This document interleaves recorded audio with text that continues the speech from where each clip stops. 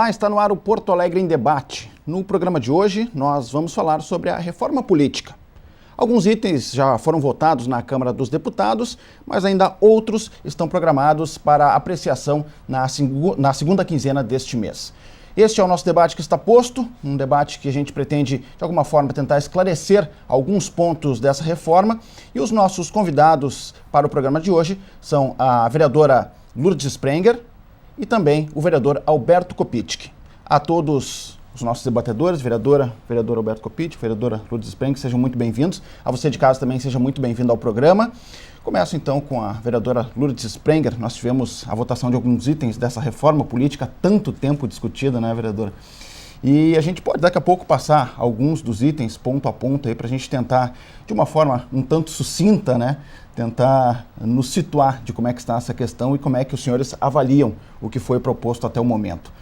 Vereadora, agosto, como é que a senhora avalia até o momento? Nós tivemos aí, por exemplo, alguns pontos como o Distritão, que foi rejeitado e causou muita polêmica sobre esse tema. Esta mudança, ela realmente é polêmica, o prazo já está quase se esgotando, né, que é até outubro, e ela é oportuna porque as ruas demonstraram que não estão satisfeitas com o sistema eleitoral, não estão satisfeitos com a atuação dos políticos, esse fisiologismo, o toma lá da cá. Então está na hora de se fazer mudanças reais, não mudanças que não tenham grandes resultados. Nós observamos alguns itens aprovados que vão de encontro ao que nós concordamos e outros não. Começando pelo sistema eleitoral. Eu, que venho de eleição por causas, nós temos eleitorado em toda a cidade, então, para mim, o distritão não serviria. O distrital misto, eu entendo assim que são dois sistemas, pode burocratizar muito, e a lista fechada ficarão os que têm maior liderança, até maiores condições de se eleger, e deixando o sistema mais para aqueles tradicionais candidatos. Então, neste sistema é o que eu penso, mas esperamos que o Congresso vote a segunda parte, a Câmara Federal vote a segunda parte e que o Senado venha agilizar essa reforma e que saia antes de outubro. Perfeito. Antes de passar aqui para o vereador Alberto Kopitsch, lembrando que a gente convidou também o vereador Nereu Dávila, do PDT, que estava confirmado para o debate. Minutos antes nos informou que estava gripado e não compareceu. Vereador Alberto Kopitsch, seja muito bem-vindo aqui ao Porto Alegre em Debate. Uma primeira avaliação desses itens aprovados. Em seguida a gente pode, se o senhor quiser, enfim, puxar algum tema específico também, o debate está posto. Bom, olá a todas e a todos, muito obrigado mais uma vez pela oportunidade, a vereadora Lourdes, que aqui está conosco. Esse realmente é talvez um dos temas mais importantes hoje, né, do nosso país, e que realmente deveria estar sendo debatido com toda a profundidade, né, mobilizar a todas e a todos, porque diz respeito exatamente a como que os cidadãos vão escolher os seus representantes, né? Como é que a gente monta o nosso regime político, né? Portanto, algo absolutamente importante, né? Porque daí se decide também como que o país vai ser governado. E é importante, eu gosto sempre, né, de dizer, não há uma receita pronta, perfeita, né? Não tem uma receita de modelo político eleitoral que vai ser perfeita e todos vão se sentir representados, né? Não há. O que é preciso é ter a maleabilidade para que de tempos em tempos se façam ajustes, se testem novas alternativas, né? Tendo bem claro os objetivos que vão resultar desses processos. Na opinião, o PT tem discutido já há muito tempo a questão da reforma política, né? Nós achamos que esse modelo que vem da Constituinte, ele ainda tem algumas contaminações com o próprio período autoritário ainda, né, de onde ele nasceu, ainda está muito relacionado a uma forma de controle da política por parte de poucos setores da sociedade. E por isso que nós defendemos, e vamos continuar defendendo, né, de que a reforma política tem que ser fruto de uma constituinte, de que nós deveríamos ter uma eleição nacional especificamente para rediscutir o sistema eleitoral, eleger um parlamento, né, que teria um tempo de duração, por exemplo, de 1 ano, enquanto segue funcionando a Câmara, o Congresso. Esse colegiado faria uma discussão específica sobre a reforma política, né?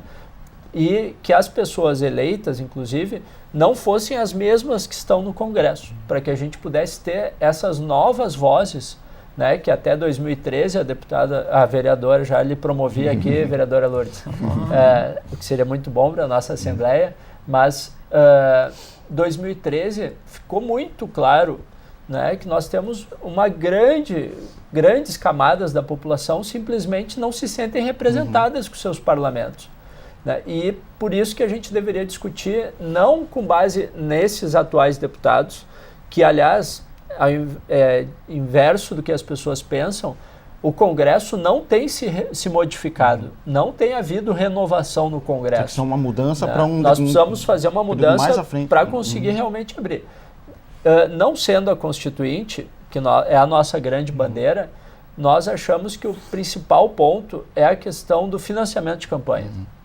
Nós achamos que o modelo político brasileiro está totalmente contaminado, deturpado pelo poder econômico, inclusive dentro do próprio PT, que eu faço parte, e de todos os partidos.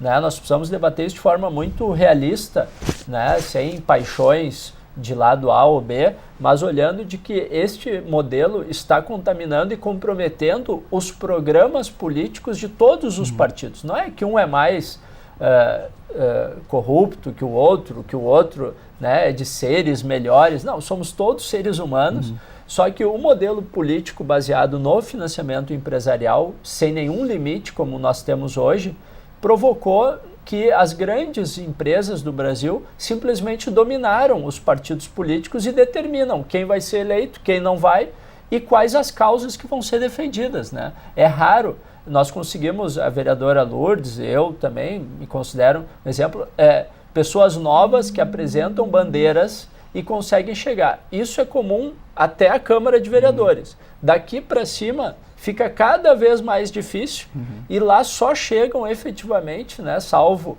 raríssimas exceções, aquelas pessoas que têm vínculos com setores privados e que não vão necessariamente, né, um exemplo que circula muito pelas redes sociais, será que uma empresa farmacêutica, ao fazer o financiamento para ou de próteses agora que está na moda aí, será que quando ela faz o financiamento, estamos falando de financiamento legal, para um candidato, ela está pensando na melhoria do sistema público ou na melhoria do sistema privado, para que ela tenha mais lucro, o que é inclusive legítimo, mas não é legítimo que isso tenha tamanha influência na montagem do nosso parlamento. Então, para o PT, e na nossa opinião, o PT inclusive aprovou já uma resolução de que o partido não receberá mais dinheiro de empresas, né, inclusive como uma forma de resposta a toda essa crise que tem ocorrido, e vamos discutir nos próximos dias, no nosso Congresso Nacional, inclusive, que isso valerá para as campanhas do ano que vem, não receber nenhum tipo de dinheiro de empresas. Porque esses são alguns problemas que são colocados, né, em função do nosso atual sistema eleitoral, né, vereadores? São campanhas muito caras, há uma proximidade assim, entre financiadores e os candidatos, né? Tem uma baixa governabilidade, são alguns dos temas que estão embasando o que deveria ser uma mudança mais efetiva da lei eleitoral, né? Sobre financiamento, vereadora, como é que a senhora se posiciona, como é que a senhora vê essa questão também? Eu sigo essa linha do COPT. O que acontece? Por exemplo, você pode ser um prefeito de uma região ou querer eleger um familiar. Aí você vai usar as empresas que trabalham para a sua prefeitura para financiar o seu familiar, o seu parente, o seu amigo. E as empresas que têm o vínculo com o candidato que financiou, depois ele vai perder uma autonomia de cobrar os serviços dessas empresas. E como se observa, só chegará em cargos maiores, mesmo com causa, quem tenha este privilégio de ter grandes financiamentos. Porque eu assim, sou contra expandir para chegar a um cargo, por exemplo, gastar 2 milhões para ser um deputado estadual. Isso é muito dinheiro. Nós que viemos de causas, o Copt também falou, nós nos elegemos pelos apoiadores, por aquelas pessoas que acreditam que nós possamos mudar alguma coisa. Eu fui candidata a federal, fiquei de 4ª suplente e hoje no contexto eu sou 2ª suplente. Mas eu gastei 15 mil reais dos meus recursos. Então, veja bem, dá para chegar lá, mas não num sistema como está hoje. Né? Empresas financiar também sou totalmente contra, deve ter essa mudança, mas uma mudança legalizada de que os partidos não recebam financiamento de campanha, nem direto, nem indiretamente, através de empresas. O que ficou estabelecido nessa primeira votação da Câmara dos Deputados? Que os partidos recebem do fundo partidário, podem receber do fundo partidário e de pessoas físicas. Física para candidatos. E os candidatos apenas de pessoas físicas. Isso. E o financiamento exclusivo público está vetado. Partido. Para nós mulheres também não é viável, porque nós sabemos que pela cultura, não é um partido, são todos que sempre há uma discriminação da candidata, tanto que há essa luta de aumento de percentual das mulheres. Vindo para um fundo partidário, para um partido, certamente aqueles que são os mais cotados é que receberão esse financiamento, esse apoio, né? Porque o partido tem a autonomia de dirigir o recurso àquele que ele aposta. Eu aposto que vai ganhar. Não vai investir, por exemplo, nas mulheres que estão começando a ser candidatas, o mesmo valor que colocariam para um candidato tradicional. O modelo que nós defendemos, que é pouco debatido no Brasil, e eu compreendo, inclusive, que as pessoas não conheçam ele, né? E a grande maioria até se diz contra, mas possivelmente porque não conhece, que é um modelo de lista fechada, que é bastante polêmico também, né? Mas é no sentido de estimular as pessoas a debater programas, propostas partidárias, né? E não apenas a simpatia pessoal com o político A ou B, né? É muito importante que as pessoas aprendam a votar, né? Não porque é amigo, porque gostou, porque achou simpático, ou bonito, ou bonita, né? Mas porque concorda com o programa de ideias do partido. Isso, nas democracias mais fortes, né, do mundo, praticamente todas são com listas fechadas, né? E a pessoa que queira mudar, fazer essa disputa, tem que participar da vida interna de um partido. Uma prévia, né? interna? Nas prévias, né? Os Estados Unidos têm o modelo das prévias, a Europa também, mas sempre depois é lista fechada, né? E aí que surgem novas ideias através de novos partidos, mas as pessoas vão aprendendo e aí cria uma identidade. A maioria das pessoas esquece, inclusive, em quem votou, né? Isso é um típico problema do voto em pessoas, né? E a maioria, inclusive, não elege o seu deputado ou seu vereador, porque só 15% dos votos que vão para alguém que é eleito, na prática, né? Depois tem o cálculo lá, complexo do coeficiente eleitoral. Né? Mas isso as pessoas não sabem. Né? Então, só 15% das pessoas que votam enxergam o seu candidato eleito.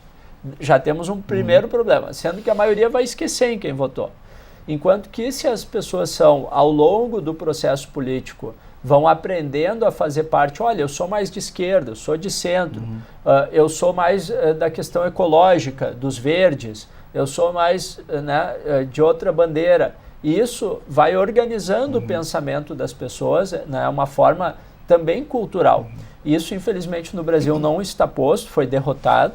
Né? Nós vamos seguir com esse voto personalizado, que eu acho que é o nosso grande mal. Né? Isso é uma tradição do Brasil, desde a primeira eleição, em 1823, a gente vota em pessoas e não em partidos, né? Desde o tempo da nobreza, quando só tinha a nobreza ali, não existia ainda essa forma moderna de partidos. Então, isso, na minha opinião, é o grande mal.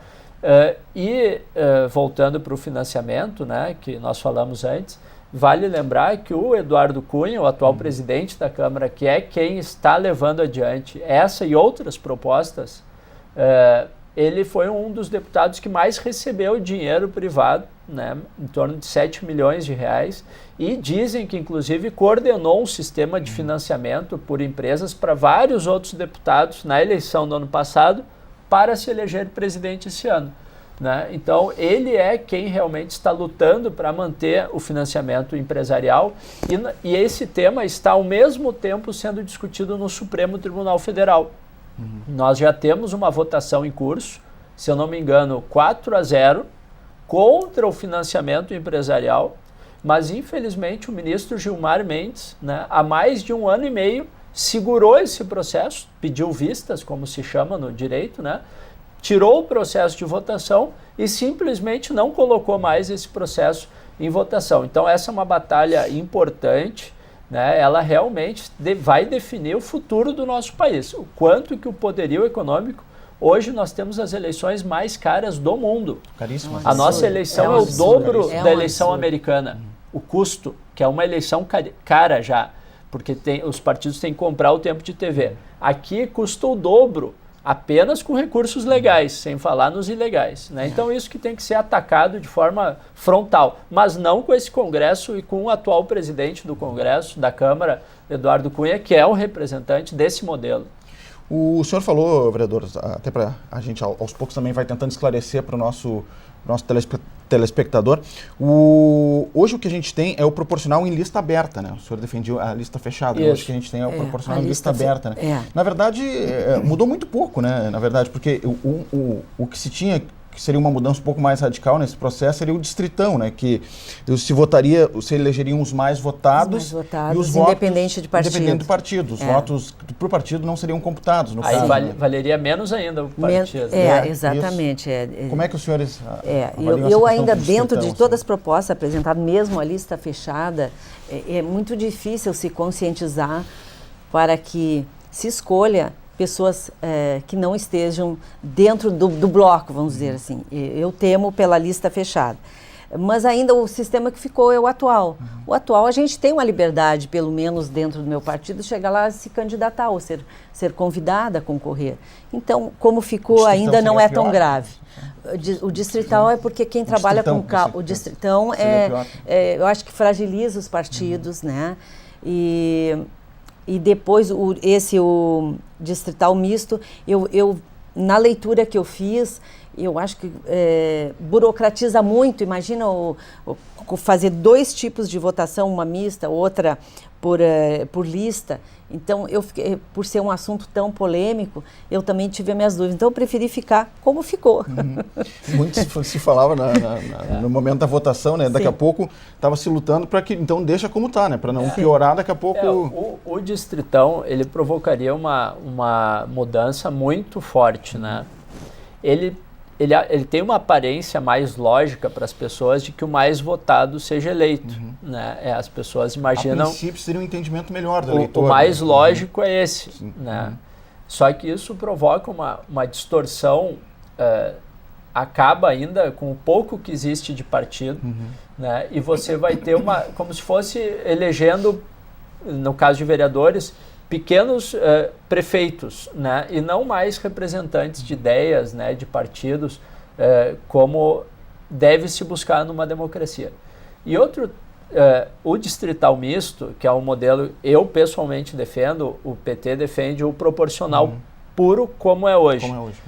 Eu pessoalmente acho que o misto seria um caminho interessante pelo seguinte motivo. Eu trabalhei com alguns deputados e eu vejo o deputado federal, né, que muitas vezes representa lá Bagé, a região de Bagé, né, e tem uma identidade com aquele território, e isso é importante, que alguém leve as demandas daquela região, né, e não que ele tenha que ficar rodando 700 quilômetros pelo estado inteiro.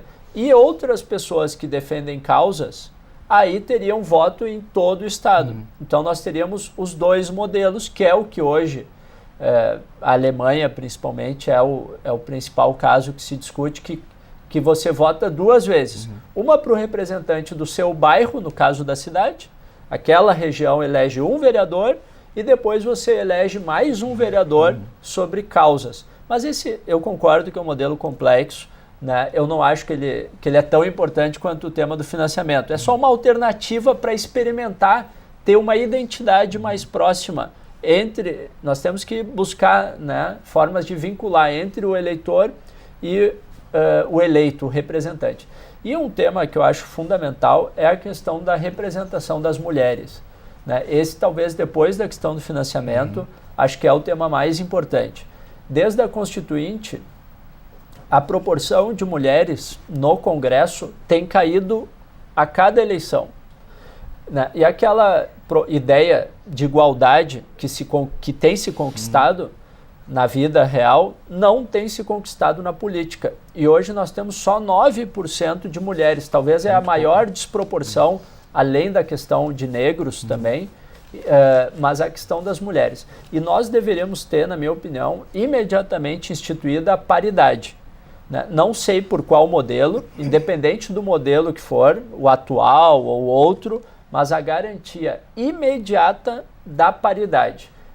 Um homem, uma mulher, né? Independente da quantidade de votos, mas eu acho que isso provocaria uma revolução. Imagina nós podendo colocar 40% a mais, né, no parlamento de mulheres. Eu acho que seria uma renovação, um oxigênio, e que a gente deveria urgentemente instituir em todos os parlamentos. Veja bem, 52% a nossa representatividade e somos minorias em todas desde câmaras, Assembleia.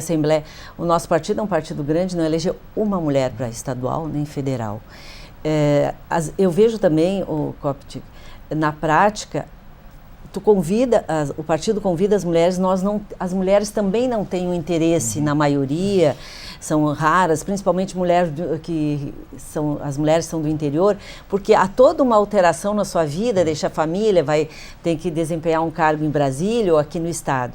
E essa dificuldade de se encontrar também se sabe que é pela falta de recursos. Se sabe que vai ser difícil captar recursos para concorrer, tem que ser meio assim, arrojado para se inscrever.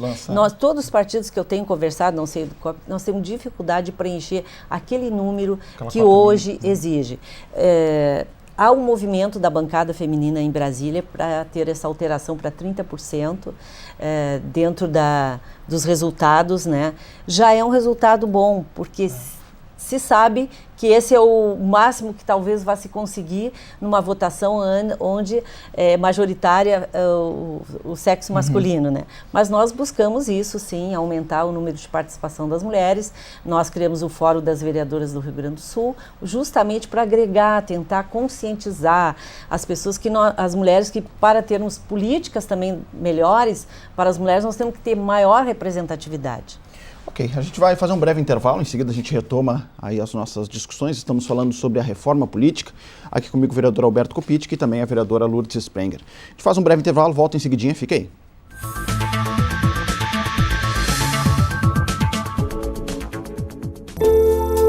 Entre bromélias, orquídeas, samambaias e begônias, são mais de 600 espécies de plantas espalhadas pelo parque. No total, são 3.000 exemplares de flora. Essa diversidade faz do Jardim Botânico de Porto Alegre um dos 5 maiores do Brasil. A área de 39 hectares foi aberta ao público em 1958. Dentro do parque está o Museu de Ciências Naturais, fundado em 1955. O órgão estuda a biodiversidade e tem 432.000 exemplares de animais e plantas expostos. O Jardim Botânico é um recanto de natureza no meio urbano de Porto Alegre. O parque fica na rua Dr. Salvador França, número 1427. A visitação é aberta de terça-feira a domingo, das 8 da manhã às 5 da tarde.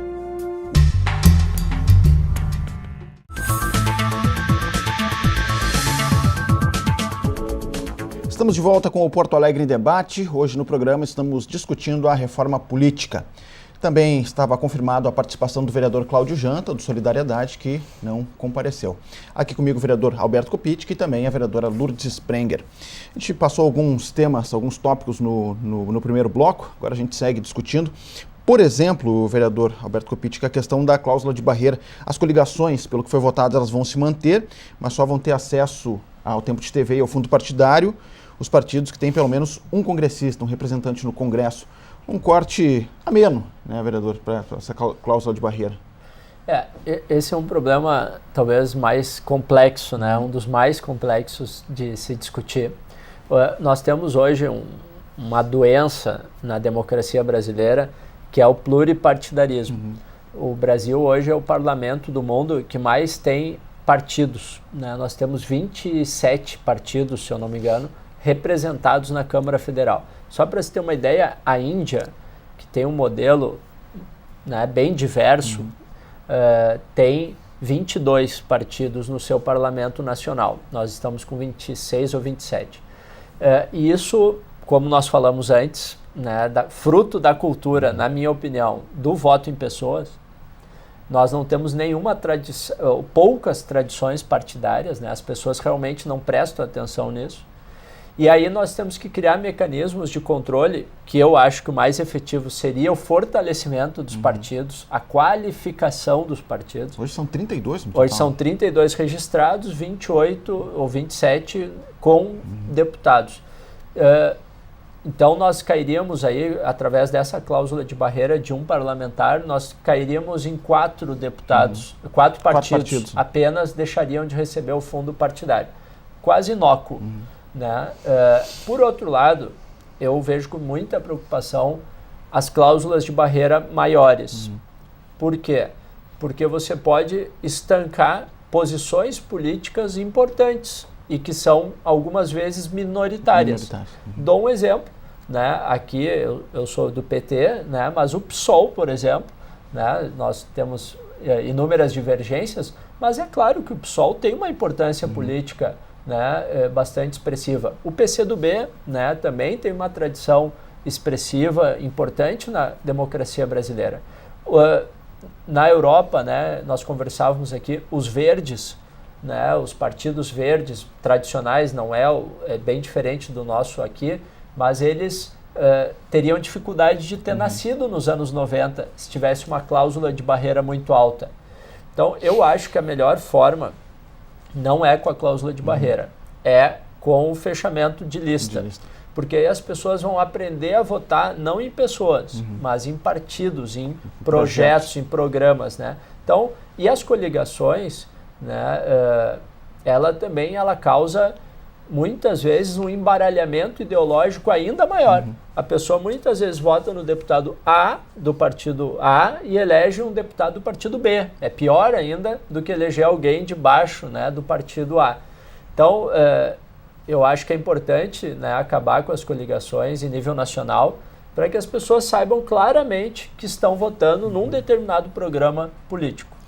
Vereadora Lourdes Sprenger, sobre essa questão da cláusula de barreira e até como é que ela acaba afetando, trazendo aqui para o nosso campinho aqui também, né? Sim, eu acho que essa decisão, essa votação em vamos dizer, primeira votação, porque vai ter uma segunda votação para depois ainda ir para o Senado, de que tenha um representante na Câmara ou no Congresso, é muito importante para a redução desse número, que eu acho muitos partidos. Eu vim de uma geração onde tinha o MDB e a Arena.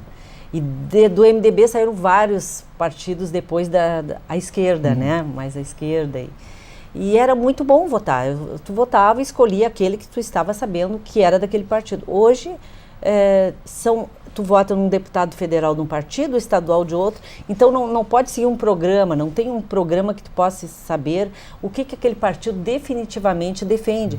E isso complica, inclusive, nós aqui no nosso mundo de Câmara, por exemplo. Você faz uma coligação, mas no decorrer da legislatura, o executivo não segue aquilo que é o que tu foi, por exemplo, as tuas bandeiras e as bandeiras, de repente, do teu partido. Aí tu vai votar a favor, então vai criar toda uma celeuma, por isso que também tem essa proposta de que quando ocorrer a coligação, que fique até o final, né?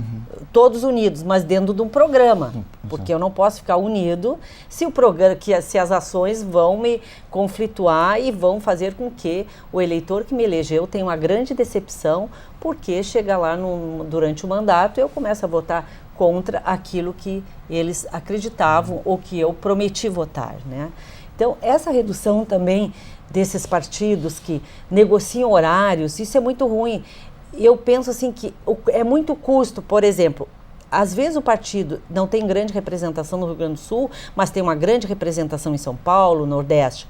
Mas aqui, vamos começar aqui pela Assembleia, houve uma mudança. Um deputado tinha a mesma bancada daquelas bancadas que se tinham 5 ou 6. Então reduziram, parece que um ou dois assessores. Eu penso, visando o lado econômico, acho que os partidos pequenos, eles também causam um maior número de assessoramentos, maior custo, então que houvesse uma redução. Ocorreu agora, mas muito pouco representativa, desses partidos que criam sigla e realmente não vão adiante. Né? Só para complementar, desculpa, os problemas gerados por esse pluripartidarismo exacerbado que nós temos no Brasil hoje, exatamente nisso que a vereadora falava, em nível federal, né, os debates estão bem quentes, né, mas se questiona muito, mas o PT não está seguindo o programa dele, né, governa, mas não implementa o seu programa.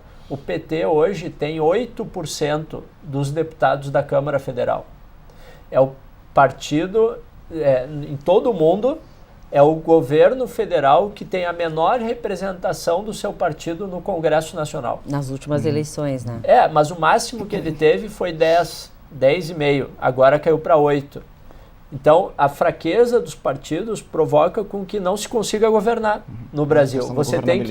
Você tem que fazer aliança, não é nem com 26 partidos, é com 500 e tantos deputados, porque é voto em pessoa. Então, cada parlamentar faz o que quiser com o seu voto.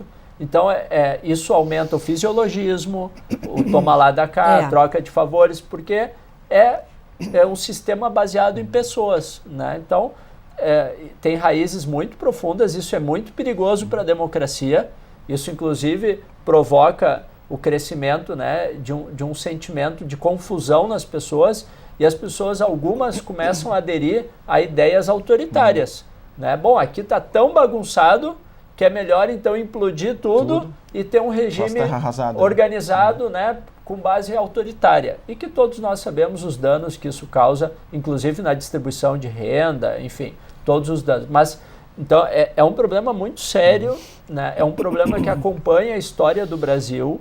Já tem mais de 200 anos que nós trocamos, a cada mais ou menos 20 anos, a democracia no Brasil sucumbe, na minha opinião, por causa da insustentabilidade de um sistema político baseado em pessoas, né? Eu vou voltar sempre para essa tecla, né, porque eu acho que essa realmente é a raiz, inclusive, do problema do pluripartidarismo. Tem uma questão aqui que o vereador colocou, e também a vereadora, dessa questão da governabilidade, né? A gente tem essas coligações, e aí, se colocando no lugar do eleitor, fica difícil também para ele, por exemplo, ter uma noção exata do que está acontecendo, né? Porque, por exemplo, no âmbito federal, a gente tem a presidenta Dilma, do Partido dos Trabalhadores, e o vice Temer, do PMDB. Trazendo isso aqui para o Rio Grande do Sul seria uma coisa inviável, por exemplo. Né? Somos oposição. O nosso estado Como entender essa questão? Né? Nós também sentimos isso, porque o nosso estado ele tem essa história dos chimangos e maragatos, como muita gente diz, do Grêmio e do Inter. Temos essa linha de um grande número de pessoas serem contra o PT, né? Houve essa rivalidade em épocas passadas e isso persiste, né? Então fica difícil aqui no Rio Grande do Sul convencer as bases partidárias de diferente. Então existem grupos, é uma liberdade, grupos que apoiam o governo federal, outros que não apoiam. Então isso eu vejo até como uma posição democrática, né? E considerando o nosso estado, né? Essa nossa cultura que temos aqui e os debates políticos, né? Que então criou-se esse sistema, e o gaúcho é assim, né? O gaúcho é 8 ou 80. Outras questões que também vão ser discutidas na segunda quinzena deste mês, que vai dar sequência à votação do projeto da reforma política, diz respeito à questão uma questão que a gente não falou ainda, vereador, que foi aprovado, que é o fim da reeleição. Isso é muito Eu tenho uma posição que eu sei que também não é majoritária na sociedade, né? Mas a gente está aqui não só para defender o que a maioria concorda, né? Mas opiniões divergentes. Eu sou contra o fim da reeleição, né? Eu já participei por 8 anos de governos, participei do governo federal e participei do governo municipal aqui de Canoas, do prefeito Jairo Jorge. E o que eu percebi na prática da vida de gestão, você tem o primeiro ano de adaptação, né? Você se estrutura, se organiza, monta a sua equipe, estrutura seus projetos. E o último ano, ele é um ano muito prejudicado pelo calendário eleitoral, né? Não estou nem falando de outros problemas, mas você só pode executar recursos até março daquele ano, né? Depois tem um conjunto de dificuldades, a agenda muda. Então você tem na prática 2 anos. O que numa cidade até pequena ou média, né, não tem tanto impacto. Agora, conforme a cidade maior, o estado ou o governo, principalmente o Brasil, o custo de você fazer a cada 4 anos, você para a máquina, troca tudo de novo, né, é um Titanic. Você tem que remodelar. Dá continuidade. Né?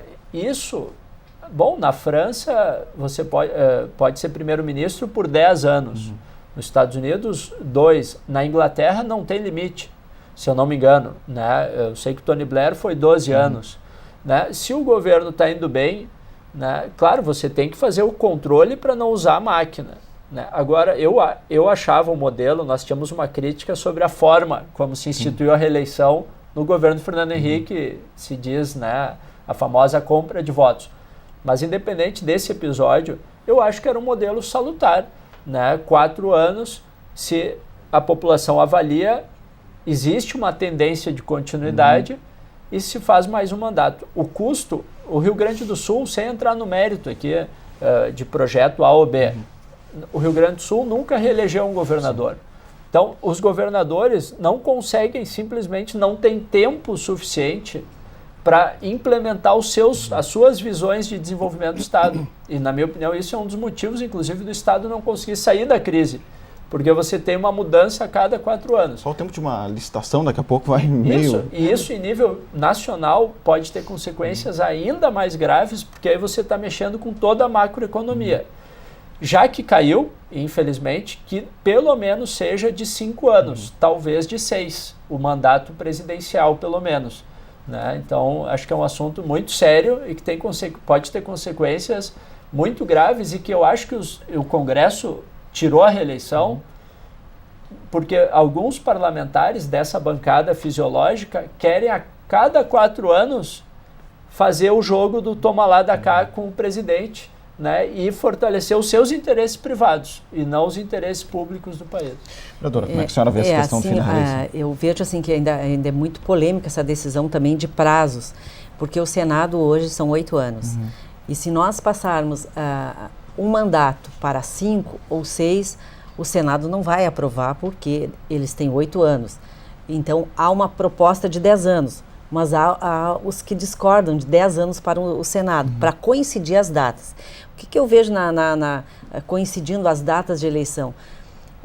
Funciona muito melhor a máquina pública, porque a cada 2 anos nós temos eleição. Então, para tudo por 6 meses, veja bem o andamento do serviço. Se nós levarmos o serviço público, comparar com a iniciativa privada, estariam quebradas todas as empresas. Então, é salutar, eu acho que é melhor para o país se conseguirmos conciliar uma data única.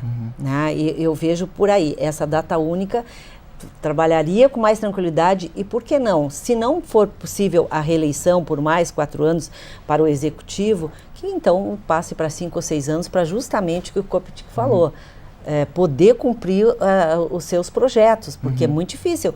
Recebe um Estado mal, em 4 anos tu vai conseguir fazer alguma coisa no último ano de governo, porque até tu ajustar, e cada um tem um perfil de administrar, cada governo que entra com a sua equipe, né? E se vê quanto pode mudar. Então, 4 anos realmente eu acho muito pouco para não ter reeleição. De 5 a 6 anos, eu acredito que poderia se fazer um bom governo no Executivo, Só que tem que ajustar isto com o Senado, onde vai emperrar é o Senado, que tem 8 anos e não querem passar para menos, né? 6, e querem para mais, e aí a Câmara Federal acho que 10 anos é muito, e eu também acho muito. Embora na prática, hoje que eu conheço senadores que ficam 16 anos, são 2 mandatos, e até 24 anos. Então, passando para 10 e finito, eu acho que também não é tão ruim essa proposta. Porque teria que ter esse sincronismo, né? Só para não deixar de comentar, né, daquela ideia de que nós precisaríamos discutir uma reforma política bem mais profunda do que está hoje, que está sendo discutida pelos que já estão lá, né? Nós defendemos o fim do Senado, só para não deixar de registrar, né? Nós achamos que o Senado ele tem a ver com um modelo, né, antigo, de Câmara Alta, da nobreza, Câmara Baixa, da população. Né? Nós achamos que seria uma proposta importante de ser debatida no país, a função do Senado. Mas isso só para não deixar de registrar. Só para pegar o gancho. Mas aí voltando para a nossa pauta que está na mesa. Sobre a coincidência de eleições, né, esse é um assunto importantíssimo. Né? Não dá para cada 2 anos a gente ter eleição, né, Lourdes? É verdade. É algo, a população não aguenta discutir política acaba uma, já começa a próxima, que já define a outra. Isso também tem um custo político para o país, desestabiliza o país. Né? Portanto, é sim fundamental pensar uma forma de melhor sincronia. Acho que não juntos, no mesmo dia. Porque a eleição nacional, ela tem um peso de discussão sobre projeto de país. E a discussão da cidade também é importante e elas têm que ser feitas separadas. Portanto, acho que o modelo que nós temos é bom, de 2 eleições. Mas talvez a sugestão que eu acho que está sendo discutida é, num primeiro semestre, a nacional e estadual, e no segundo semestre, depois de definido já quem vai governar o país, isso ajudaria até a organizar as coligações, você decide quem vai governar os municípios no semestre seguinte. Então você faz tudo, né, num ano agitado, um ano quente, define e teria então esse período necessário, até porque os convênios com o governo federal, você está no meio do seu mandato de prefeito, troca o governo federal para todos os convênios federais. Quer dizer, então o modelo hoje está completamente irracional e tem um custo na qualidade do serviço público para as pessoas, inclusive. Né? O período de campanha, nós que ficamos inseridos nele, não é, vereador? A população, com muito tempo de propaganda, ninguém aguenta mais. A gente nota essa aflição, quando é que vai terminar, porque muda tudo, é um contexto, é horário de TV, são as ruas, né? Mas eu acho que ainda deveria ser talvez mais próximo, a boa proposta é essa de no mesmo ano, em 2 períodos, mas o problema é esse desgaste também, para tudo, para ali, também. Mas eu ainda defendo que seja candidatos, vota num partido, como foi uma vez, faz tempo, o partido é bem mais novo que eu. Votava no deputado federal, estadual, sempre do mesmo partido. Não tinha essa flexibilidade de eu escolher fazer um mix na chapa. Sim. Eu acho que isso vem fortalecer os partidos, fica melhor entendido para o eleitor. Olha, eu estou votando no partido tal, nos candidatos desde o prefeito até os vereadores do mesmo partido. Eu tenho lido e penso que isto é uma das saídas também. Seria mais parlamentarismo, né? Um modelo de que quem você vota para o parlamento, o grande problema é que as pessoas hoje estão votando para presidente A, para deputado federal B, que pensa o oposto de A, e a pessoa vota nos dois. Né? Como é que vai se entender depois? Isso depois, aí as pessoas criticam, né, as negociações, mas para ver a importância da reforma política. É nela que você faz esse encontro de ideias. Né? Inclusive a discussão talvez do parlamentarismo. E esse debate, vereadores, como o senhor colocou, São dois temas distintos, tem uma questão nacional e uma questão da sua rua, regional, do seu bairro. Do seu estado. Exatamente. Talvez 2, 3 meses de diferença, né? É importante essa colocação de fazer, mas se observa que de 2 em 2 anos ninguém aguenta mais, ainda mais com essa rejeição das ruas contra os políticos. A gente está com 25 anos de democracia, né? A gente já teve aí mais de 12 eleições, de 10 a 12 eleições, se não me engano. É muita eleição, é muito desgastante, é muito custoso, os compromissos privados, inadequados, muitas vezes, eles vão se acelerando muito rápido, enquanto que o bom debate político vai ficando para trás. Né?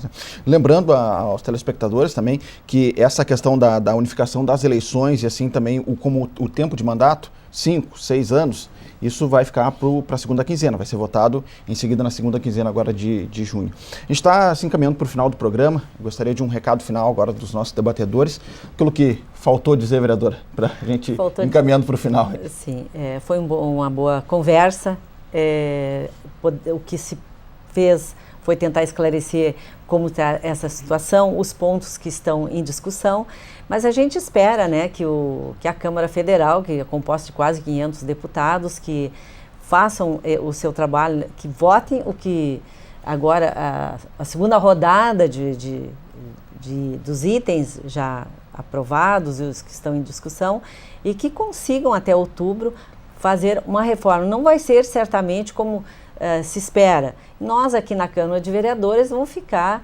aguardando o resultado que venha, né, após o Senado. Ainda tem que seguir mais um caminho. Essa tramitação é demorada, é assim mesmo, são muitos interesses, como já se falou aqui, se elege a pessoa e não é um partido, os partidos não estão fortalecidos, e a gente deseja mudança, de encontro ao que a população busca, mais seriedade, o fim da corrupção, que é inaceitável, para se ter um país melhor, não se ter tantos problemas que enfrentamos hoje no dia a dia.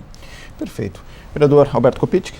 Bom, agradecer mais uma vez aqui o debate e estimular as pessoas, né, para conhecerem, para estudarem, para estarem abertas a novas ideias, né, para a gente experimentar. O Brasil, a gente quer mudar tudo, mas aí na hora que vai discutir as ideias, ninguém quer mudar nada.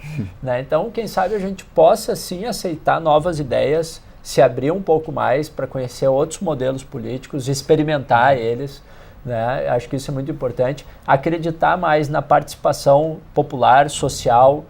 Existem, nós não falamos aqui, os mecanismos, né, de participação popular são muito importantes, eles também formam a cidadania, eles ativam a democracia e, por fim, o mais importante, né, que independente dos problemas que a nossa democracia tenha, e todas as democracias têm problema, né, mas é melhor do que o melhor dos regimes autoritários, né, porque aqui nós estamos falando com liberdade de opinião, e o país, inclusive, tem vivido muito melhor a própria distribuição da riqueza, porque as forças sociais têm capacidade, né, de vir a público defender suas ideias. Então, sempre a democracia e que a gente possa superar os problemas dela com mais democracia e nunca com menos democracia. Perfeito. Vereadora Lourdes Sprenger, obrigado pela presença aqui no Porto Alegre Debate. Da mesma forma, vereador Alberto Kopitsch, obrigado pela presença aqui no Porto Alegre Debate. A você de casa, muito obrigado pela sua audiência. Tentamos aqui esclarecer, trazer alguns pontos da reforma política que segue em debate no Congresso Nacional. Convido você a visitar a nossa página no Facebook, lá você vai ter todas as informações da TV Câmara, você vai poder acompanhar os programas, rever os programas, enfim, acesse lá a nossa página no Facebook. Muito obrigado pela sua audiência mais uma vez, a gente volta na próxima semana. Até lá.